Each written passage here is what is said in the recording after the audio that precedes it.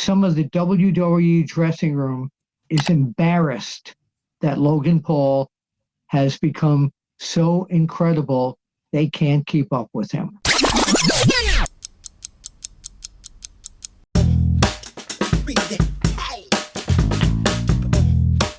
All right, let's talk about. I want to comment on something that Teddy said about Logan Paul. His match against John Cena at Clash in Paris was the student and the teacher, and Logan Paul being guided by John Cena. It was one of the finest matches I have seen in a year. Logan Paul is going to be, he's close to it. He's going to be a major, major, major superstar in our business. He really is. He's incredible. Teddy, you want any comments about that matchup? Did you get to see the John Cena and Logan Paul match? Well, it's really nothing to say. I mean, Bill just said it all. You know, like I agree. Logan Paul is going to certainly be a big star. And I think for John Cena to work with him and pass the torch, it couldn't have went any better than that. I've said this for a long time. Logan Paul was probably one of the most talented people on their roster right now. And a lot of people in real life give him hell about the fact that he didn't come up the right way through wrestling, and that, he's only had 23 matches, which is part of the storyline that he went with. We got to get away from that. Time has changed. That I've heard that so much. Well, he never paid any dues. Yep. How many arenas did he sell out and all that? We got to let that go. That's anymore.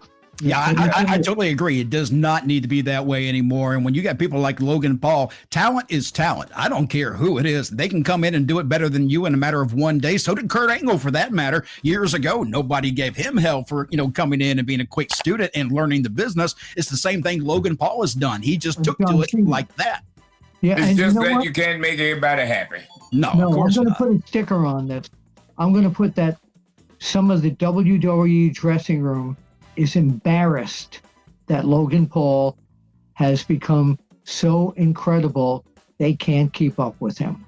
Well, that's their fault. And that's something they need to look at themselves at, because if you see somebody better than you, then you better get your ass moving and get better, or step off, one or the other. They can only afford the best of the best in WWE because that's who they want on TV.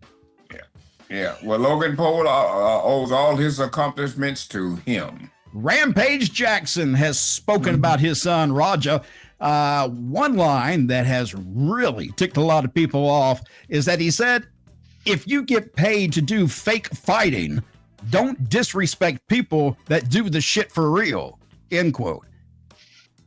There's a lot more to his comments. Go to Instagram if you want to know more, but it's long. I mean, I'd be here for 3 minutes trying to read the entire thing.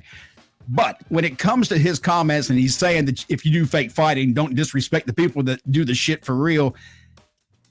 What are your thoughts, first of all, Bill, before I even say what I think here? Well, again, as we said on a recent time machine, what happened shouldn't have happened. If you can't come into a pro wrestling show, listen to what they want, listen to what they're going to plan, and do it the way they said. No matter what goes wrong in the dressing room, get out there and do what you were told, then don't show up. Teddy, your thoughts? Well, my thing is this. I wouldn't have, went so far, saying fake fighting, you get paid for fake fighting.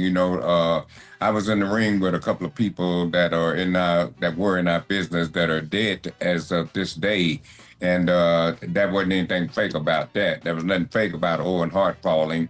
There was nothing fake about Darren Drozdov being dropped on his head and was paralyzed for the rest of his life until he passed on. So our business is not all fake as people think. You know what I mean? Things happen, and I've seen them happen. A lot of things people don't know. So don't, be disrespectful to our business just because something happened with you guys. This is one thing we mentioned, as Bill just said, last week. This was a topic of discussion on our last episode of this. Mm-hmm. And in the comments section, I was amazed at how many people said that it was a racial issue with us talking about it for some reason.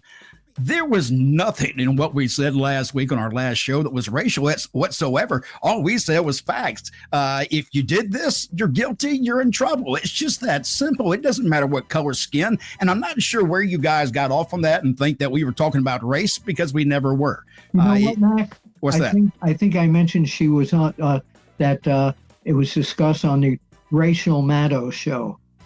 I thought it was racial.